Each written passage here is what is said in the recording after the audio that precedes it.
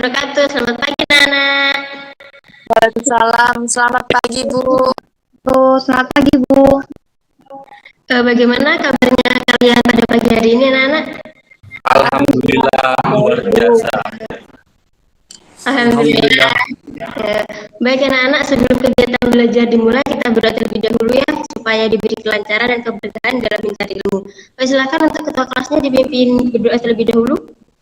Baik, sebelum pelajaran dimulai, marilah kita berdoa sesuai keyakinan masing-masing. Berdoa dimulai.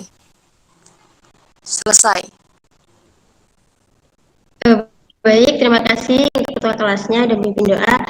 Ibu ingatkan ya, jangan lupa kalian jaga kesehatan karena kita sekarang masih di pandemi ya. Jangan lupa pakai masker dan sering cuci tangan.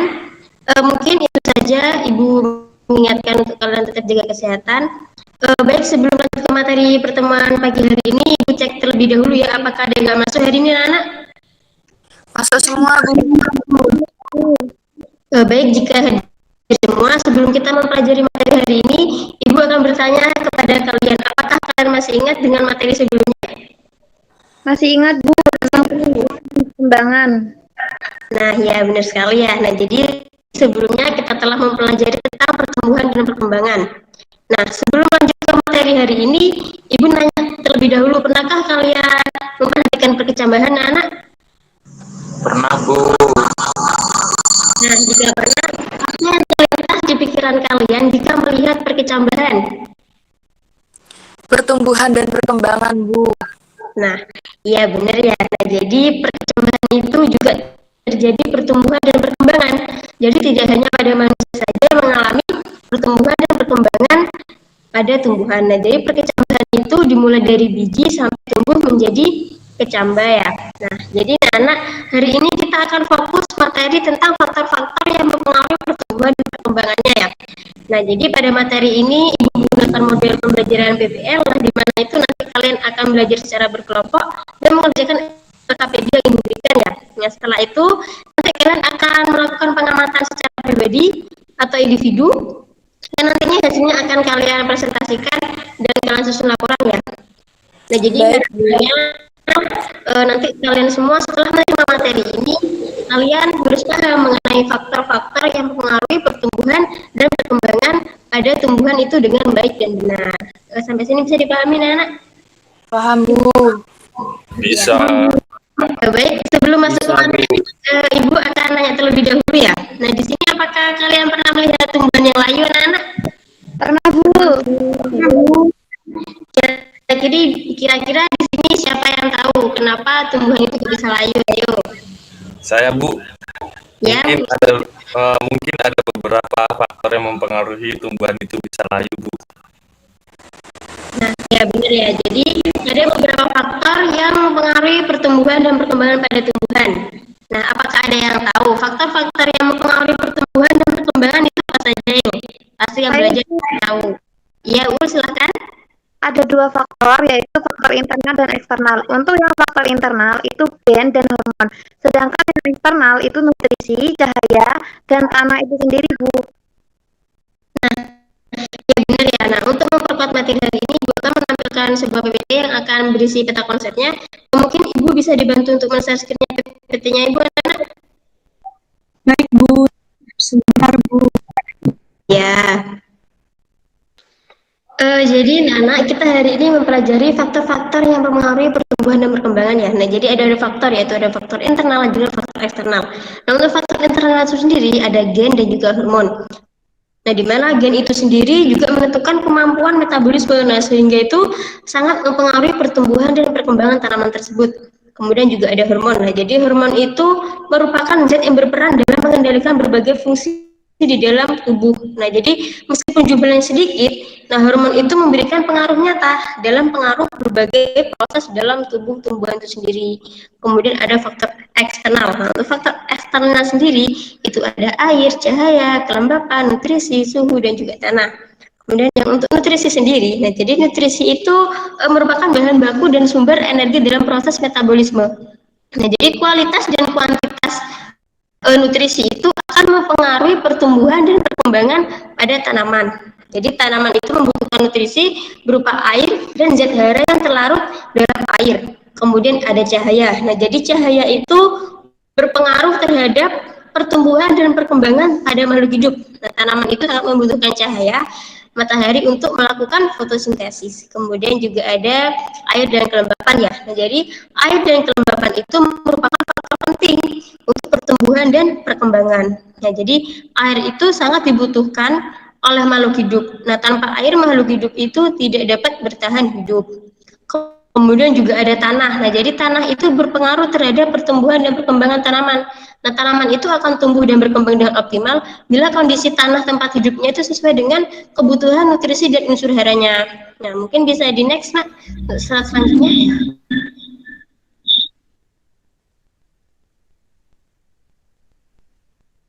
Nah, di sini juga ada macam-macam hormon pada tumbuhan, yaitu ada hormon giberelin, sitokinin, auksin, inhibitor, dan etilen. Ini merupakan macam-macam hormon pada tumbuhan. Next.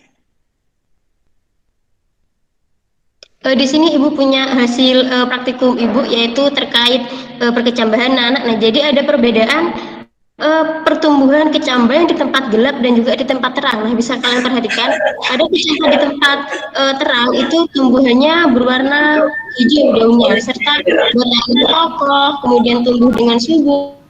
Sedangkan kecambah di tempat gelap itu daunnya berwarna pucat, kemudian batangnya tidak kokoh, dan bisa-bisa pertumbuhannya lambat. Mungkin bisa sampai di sini bisa dipahami, Nana?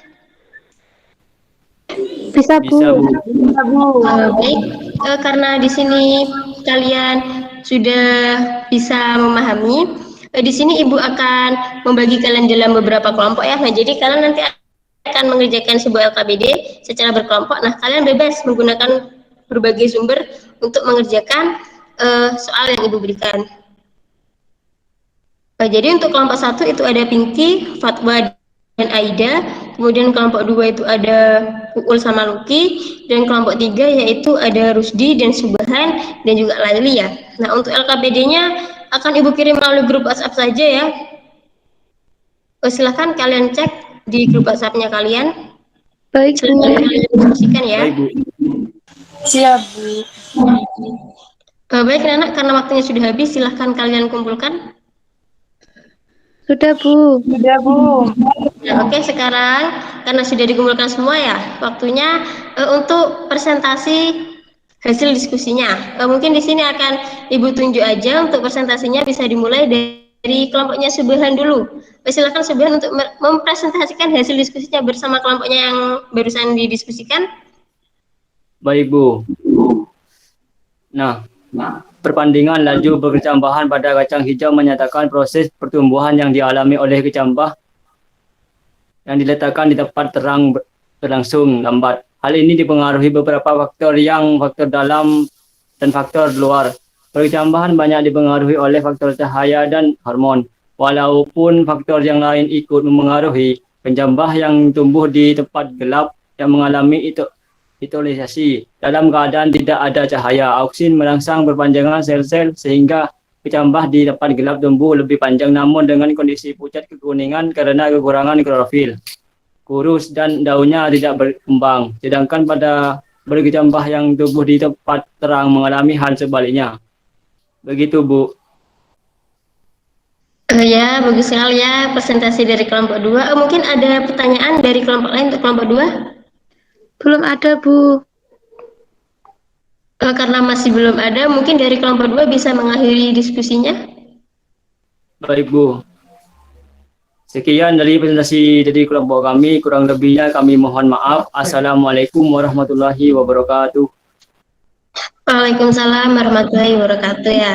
Nah, karena di sini sudah mempresentasikan hasil diskusinya, jadi Ibu simpulkan bahwa pertumbuhan kecambah di tempat gelap itu memiliki batang yang lebih tinggi dan tidak kokoh dibandingkan kecambah yang di tempat terang. Nah, serta kecambah yang di tempat gelap itu memiliki daun yang tipis dan berwarna kuning atau pucat. Nah, kenapa demikian? Nah, dikarenakan kecambah yang di tempat gelap itu mengalami etiolasi. Nah, jadi etiolasi itu tumbuhan yang sangat cepat di tempat gelap. Nah, namun kondisi tumbuhannya itu lemah.